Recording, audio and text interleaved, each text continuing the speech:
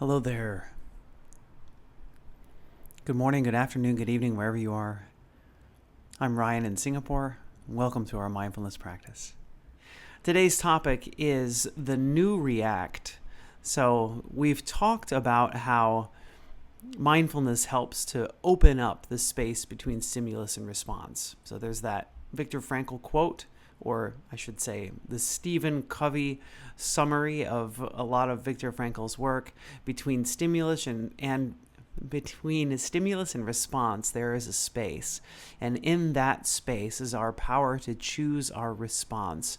And in our response lies our growth and our freedom. And this is one of the things that mindfulness does so well, and I've mentioned before, I think is the most powerful thing that I have gained from my mindfulness practice is that widening of the space between stimulus and response. So you'll notice as something happens in your life, so you have a difficult moment, that often what happens is that you don't have control over the next thing that you do, or seemingly you don't have control over the next thing you do. That something happens, and without any pause at all, we react instantly to what has happened. And this is often when something, it triggers us emotionally. We'll find that, and that's kind of why the word trigger exists, because it's it's as if the trigger's being pulled, and the hammer clicks, the sparks fly, the gunpowder burns, and the bullet comes out. Right? There's no, that trigger's been pulled, and there is no space between stimulus and response. That it just, all of this chain reaction just happens without our control. And so mindfulness helps to create that space. And I think, the reason that I mention it too is that, as the most powerful thing, is because it was noticeable. I started to notice that there was a space between that triggering thing and the bullet coming out, that those two things were not completely connected as I thought they were. That in fact there is a tiny space that allows me to choose what it is that I'm going to do next. And through regular meditation, that's how that space between stimulus and response gets blown wide open. And then I think that's really what, where this power, where this first, maybe most important power comes in. And there are a lot of other benefits to mindfulness as well. But I do think that a lot of the benefit comes from this space between stimulus and response that grows as we practice more and more. And so I was just kind of living my life the other day, and I noticed that my reaction in a difficult situation was to do something positive, right? That without thinking, instead of reacting in a negative way, I found that I had a positive reaction to what it is that happened next. That I knew not to get angry. That I immediately, automatically did the right thing, and that was an interesting moment. And I paused later to reflect back and go, whoa, that's something that's different. And what has happened there? And so the discovery was that as we continuously pause, let's a situation comes up where we tend to react in a certain way, okay, and a similar situation happens a few hours, a few days later, right? And each time that situation happens, we pause and we observe what's happening. We observe our emotions. We observe our thoughts. And then we maybe have enough space to choose to react in a less harmful way. than we would typically do. What happens over time is that this, through practice, starts to become ingrained. And we start to, instead of needing to respond in that particular difficult situation, is that we find that how we've been responding each time has become our new reaction. And I think that was, that discovery felt so good, to realize that I no longer have to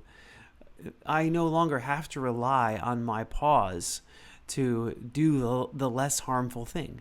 That eventually, if we keep doing it long enough, it becomes the new reaction.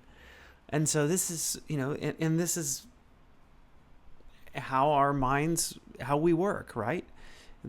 How true change is made is that through practicing something, in this case something positive, over and over again, that eventually it rewires our brains, right? That's the kind of the old psychologist's adage, is the neurons that fire together wire together. If we keep doing something over and over again, it eventually becomes a habit. And so this concept is neuroplasticity, right? As we continuously reinforce a particular neural pathway, in this case a reaction to an event, or responding to an event, that eventually, this is why these neural pathways exist. If you look at a child who's learning, like a baby, a toddler, that there's a lot of little things going on that they have to think about as they respond to each and every situation that they have. And eventually all of that stuff becomes easier and gets hardwired, whether good or bad. And so that's the hard thing, is trying to rewire some of that stuff that has been hardwired. And so, instead of being a passenger, just sitting in your vehicle of your body and watching life go by, is it possible instead to have a pause, to look, to see what's going on in each moment? And then, hey, every once in a while, we go through a difficult situation. We don't have the wherewithal to see that space. It's not like, in this stressful world of always being on, you may find that even if you practice mindfulness, that you still have automatic responses. It's possible to change that automatic response so that instead of doing the more harmful thing, it's possible instead to do the less harmful thing, and that to be the habit. And I think that's interesting, because you'll notice that, what's the old saying is that people don't change, that it's impossible for people to change, that no matter what happens, people are going to fall back into their old habits. And this just goes to show that isn't necessarily true. If we continuously work at something, and that space between stimulus and response is really the key to it. Like, how can you notice and begin to change that reaction if you haven't become aware that something's going on?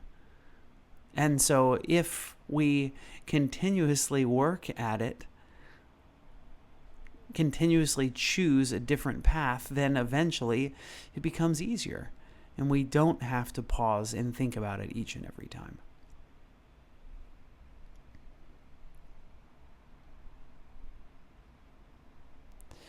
Jean asks, did you feel the anger and pause, or was the pause automatic? And I guess that's what I'm trying to say, was that in this case there was no pause. That the feeling of anger came, and the right response came immediately afterwards, which was like a hooray moment. It was kind of like I heard the applause in the background, if you know what I mean. I feel the emotion and pause, and sometimes take some time to formulate the response. And that's how it's been, and I have to say, for most of the time. Most of the time, that's what's been going on with me. As I feel the emotion, I pause and sometimes take time to formulate my response. And I have some great examples of that in the last couple of days. Cases, usually my face gives me away. I try not to give a reaction, but still a conscious practice. But you know what? And that's it, is even if your face does give you away, it still doesn't mean that you have to continue down whatever path that your face is just indicated outwardly. And, except people that know you really, really well, perhaps the other person didn't notice, even if you noticed your face. In fact, maybe that's one of the ways that you can tune into the present moment, is by noticing the sensations in your face. Thanks, everybody, for your activity in the chat. Great. It's a topic that I love, and in the spirit of cultivating response rather than react, let's begin our mindfulness practice. And I'd just like to encourage you, as you do the practice today, notice the sensations that come as you get distracted, as your mind wanders to this or that. Sometimes our minds wander to things that are emotionally charged. If it does, can you feel the emotion in your body? Can you notice your desire to react to it, to go do something? Maybe go something as simple as go write something down. Maybe even you open your eyes and look around. Notice the change in the pace of your breath.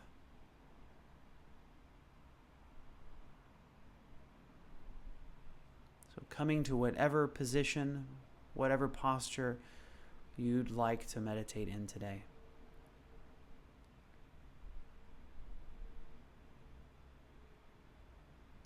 And noticing how you're arriving. Who is it that's here today? What version of me is arriving at my meditation practice? And what is true now?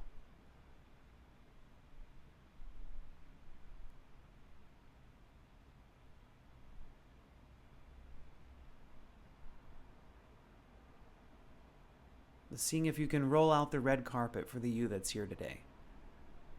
Just know that you don't have to be any different from how you are right now. That how you are right now is how you are right now. No need to push away. No need to wait for the ideal version of you to show up to your practice, because, well, guess what? That's not going to happen. You're going to be waiting forever if you're waiting for the ideal version of yourself to show up. So what is your mental state today? What is your emotional state today?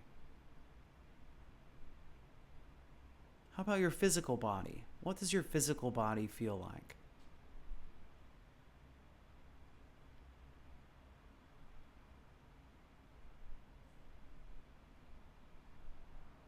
Just kind of scanning through the body.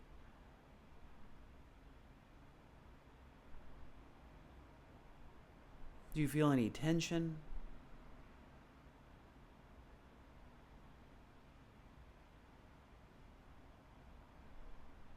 Do you feel yourself holding on to any emotions?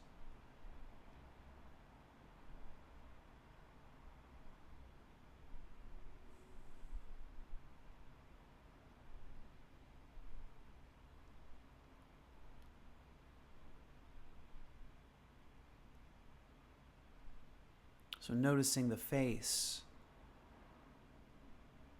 bringing your attention to the muscles of the face, the muscles in the forehead,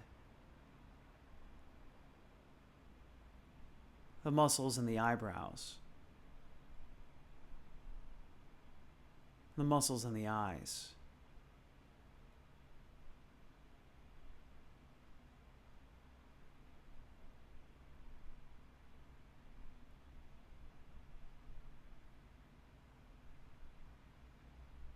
So in mindfulness practice, just welcoming what's already here.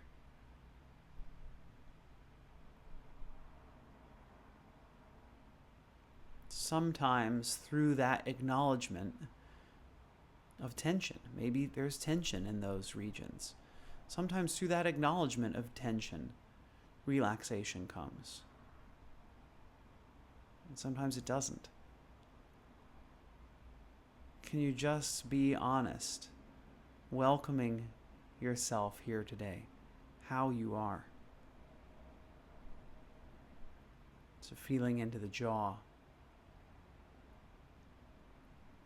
Are the teeth clenched?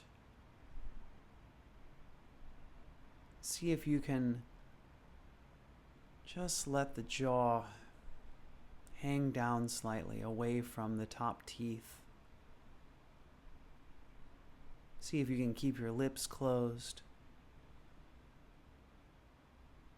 Breathing out of the nostrils.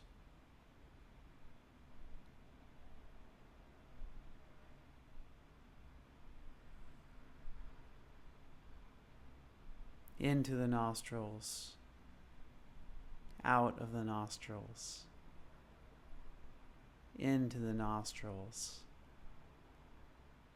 Out of the nostrils. Just noticing the breath.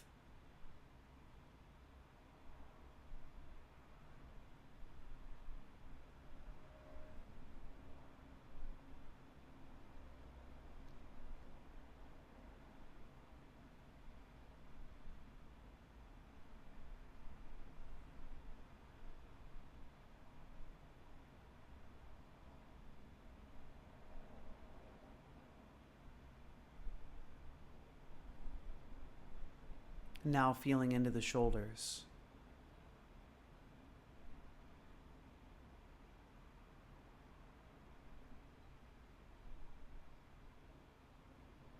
What's here?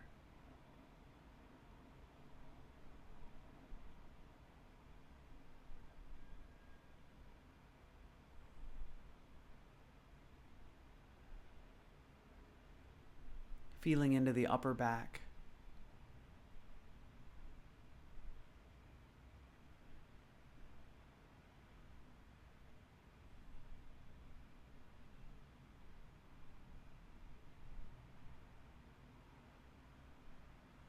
Observing sensations in the lower back.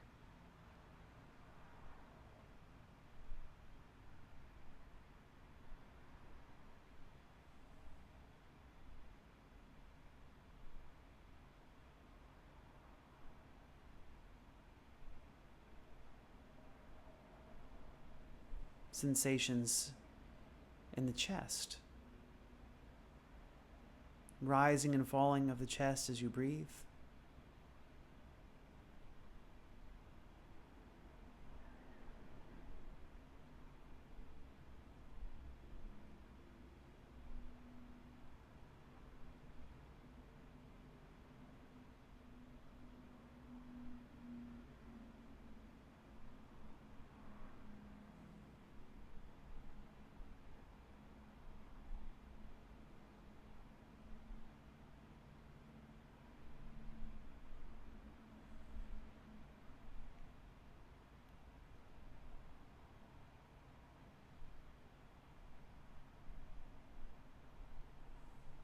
Tuning into sensations in the belly.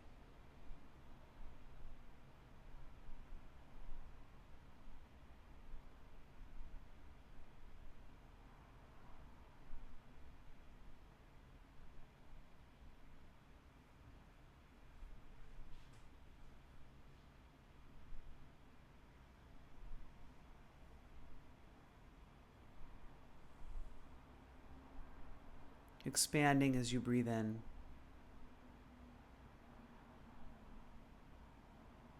Contracting as you breathe out.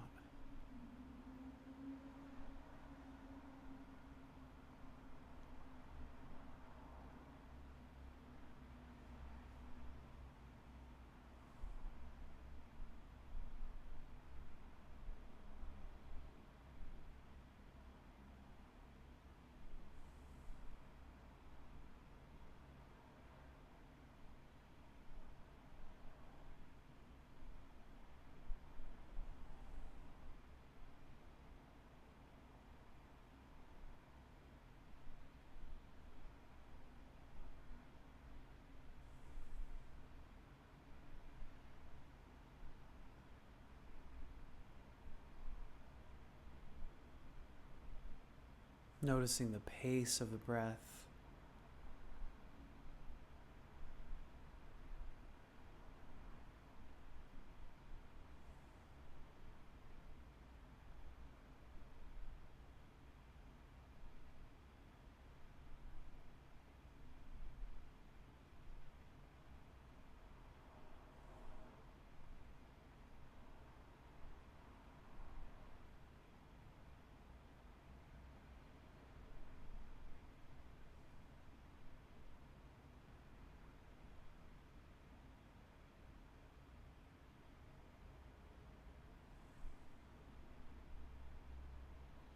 Does it feel like there's space in the belly? Room for the belly to move outwards as you're breathing in?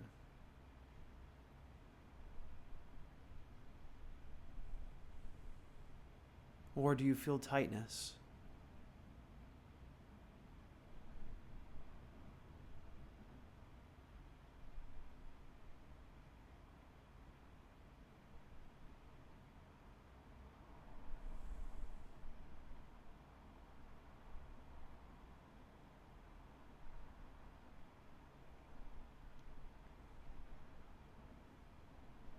So let's scan back into the face, to the jaw.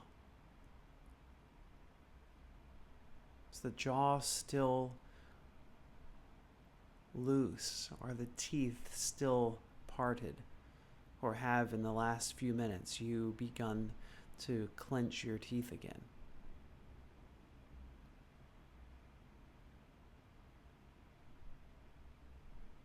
How about the muscles around the eyes,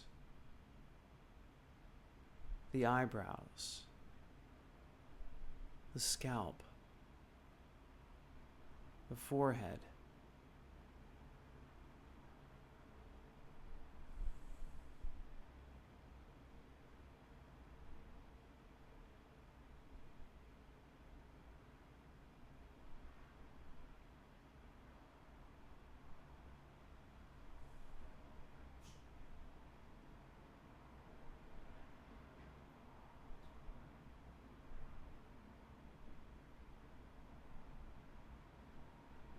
So what signs can I feel in my face of my current state of mind and emotions?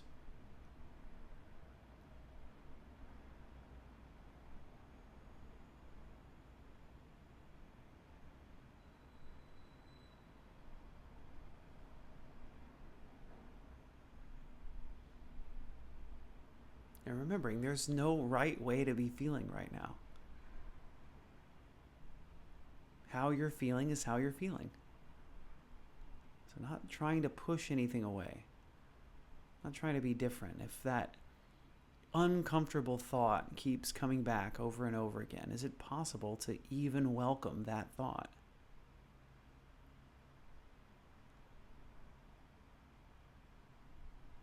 Even that thought of, hey, I'm through with this meditation. I want to get up and get out of here.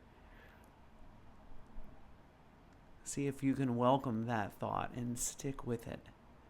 Keep going with your meditation.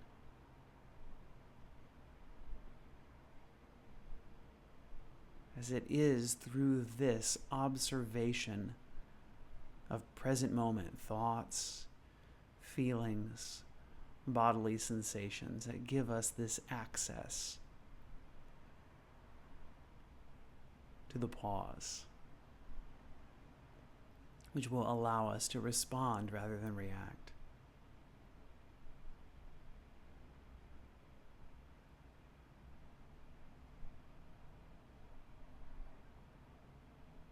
So shifting away from the face, coming back to the abdomen or the chest, noticing the breathing.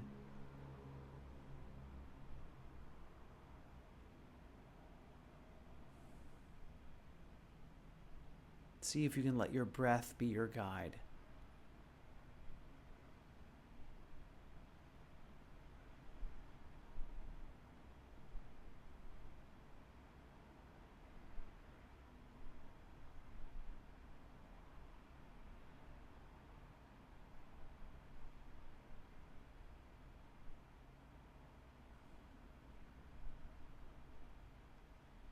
Let your breath be your information source.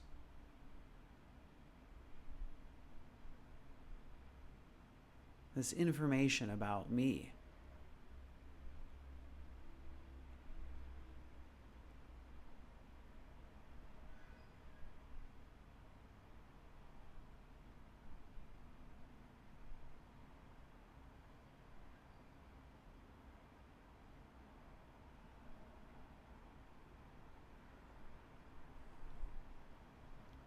And if during your meditation you do open your eyes, look around, move your head, move your hands, shift your posture, can you notice that you're doing these things?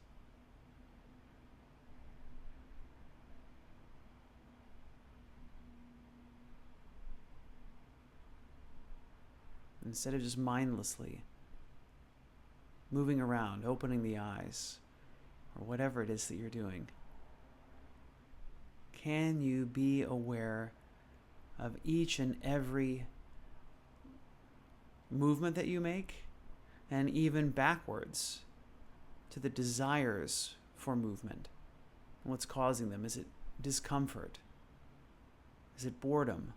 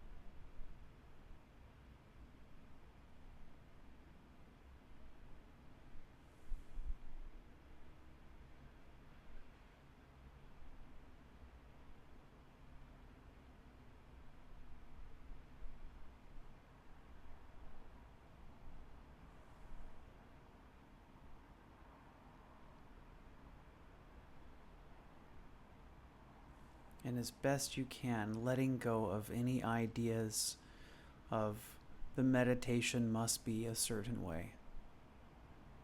You may be struggling so much right now.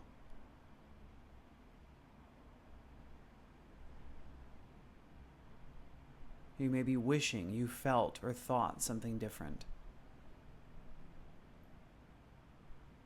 Can you be aware of those wishes? This is part of the meditation practice as well.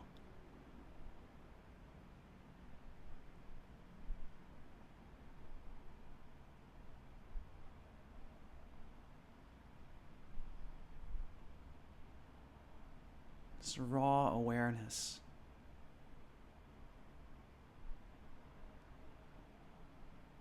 without judging, without analyzing. Is this good? Is this bad? Is this what it's supposed to be like?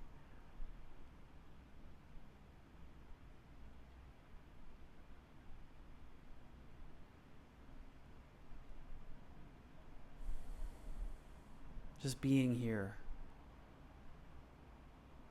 right now.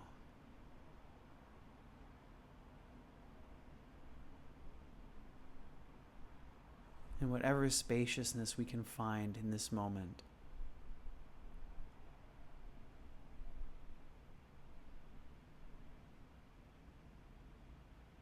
Whether it be small or large, just resting in awareness.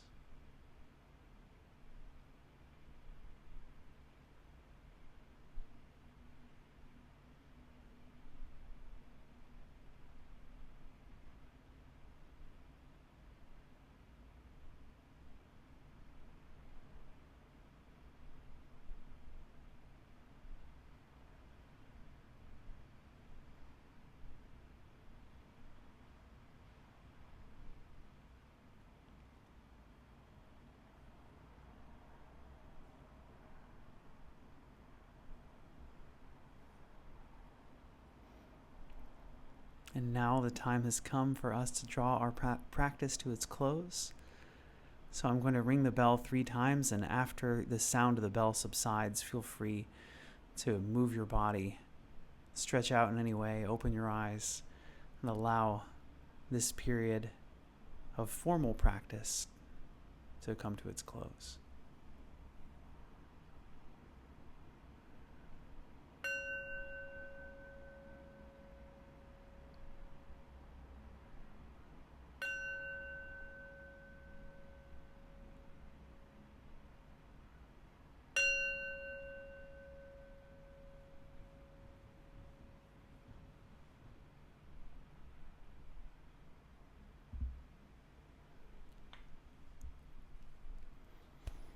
Thanks everyone for being here.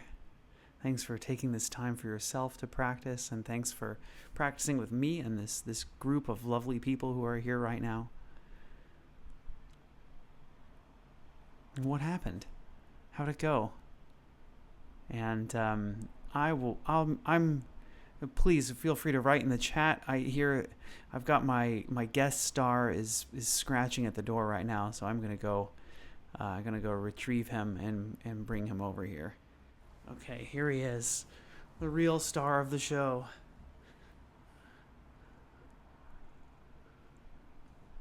Is he purring? Not really.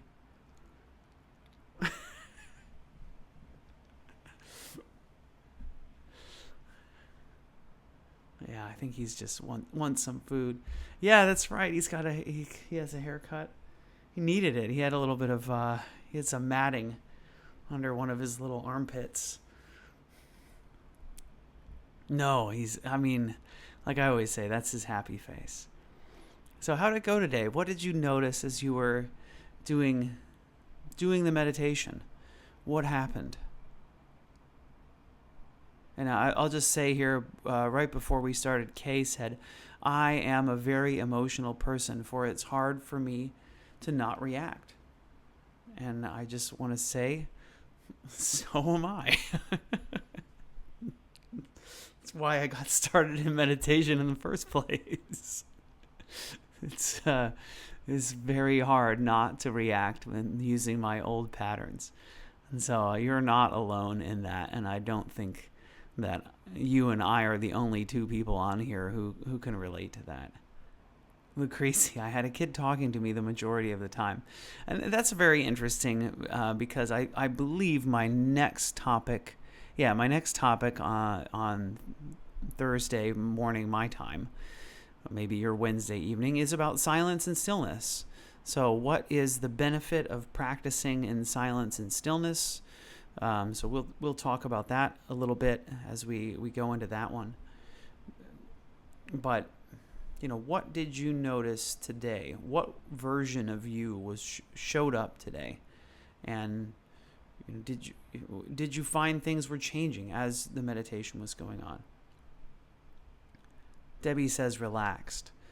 Sybil says, my brain kept visualizing the moment I had a serious meltdown with my husband and stopping to rescue us when I became aware of what was happening.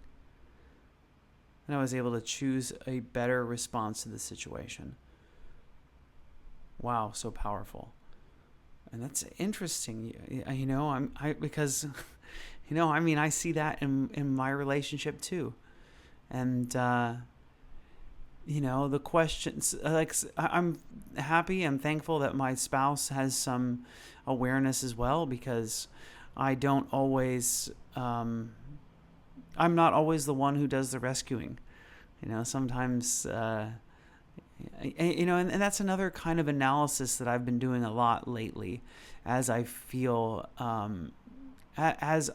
myself wanting to lash out about things, is that I remember that one of the reasons I want to lash out, or maybe the core reason I want to lash out, is my own suffering, is that I don't know in those moments how to properly deal with what I'm feeling. And so the gut reaction is to just lash out, to let that difficult thing go out, and to express outwardly this negative emotion, and possibly hurt somebody, and maybe in the long run make the situation worse and prolong my own hurting, right? And I do want to be clear to everybody here, that reacting doesn't mean, or responding to a difficult situation, maybe especially with a partner, or it doesn't mean submitting, right? That's the, this is how this can perpetuate problems in a relationship. So understanding that it's not the less powerful route. It is, in fact, the more powerful route. It's a way to have some wherewithal to be able to come towards the situation with your cognitive mind and not your emotional mind, right? And so, does that mean it's time? It doesn't mean it's time to placate my partner all the time. Every once in a while, or maybe more than every once in a while, it's time to walk away and to say, hey, I'm not in this for what's going on right now. And so a lot of times, walking away from the situation is the right thing to do. And so just kind of through experience and knowing what's going on and what's the most appropriate thing for that moment. And if we have the time to pause and to observe what's going on in that moment. Jean says, it would be interesting to go back in time to meet the Harley riding emotional Ryan. I'm not so sure. It's funny you mention it, because I've been thinking about that Ryan recently as well. And knowing that, that history's all here, right? It's all still deeply ingrained somewhere. And not to say that Harley riding isn't a bad thing. I sold my motorcycle because just because I had kids, and I just kept foreseeing something bad happening. Debbie says, I've been dealing with trying not to react, so today was challenging. First time my brain felt relaxed today, and yet no response is a good response to negative people. And sometimes that's true. And sometimes the hard thing to do is to respond to negative people with kindness and compassion. And I think I definitely struggle with that. It's like, can I confront someone without letting my emotions run wild? That's a practice that I'm still working on, and I think I need to keep working on for a long time. I feel it. If I have a confrontation with somebody, it's like immediately so much is going on. I taste it. I can taste that the confrontation in my mouth. It's not just, it's a physical sensation, but it goes beyond that. My breath rate changes, all of that. I can definitely feel it.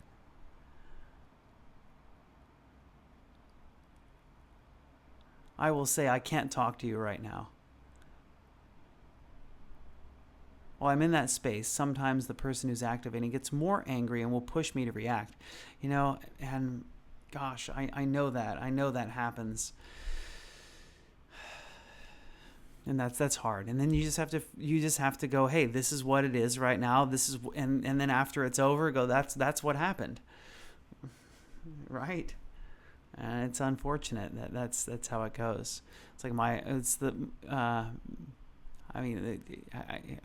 son did something the other day, and he called me to tell me what it was, and there was no, I just I didn't say anything, right? It was like silence from my end, and he's like, hey, are you there?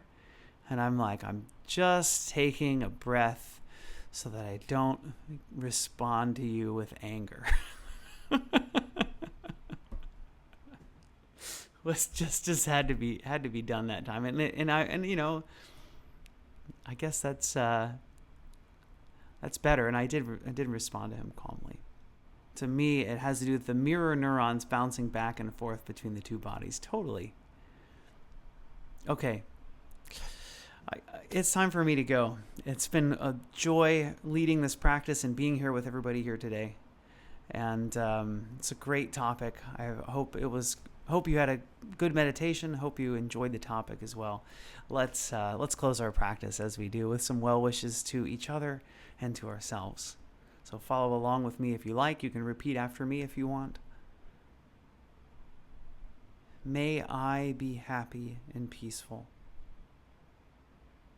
May everyone watching, listening, wherever you are, I wish you all happiness and peace. May all human beings, here, there, and everywhere, wherever we are, may we all be happy and peaceful.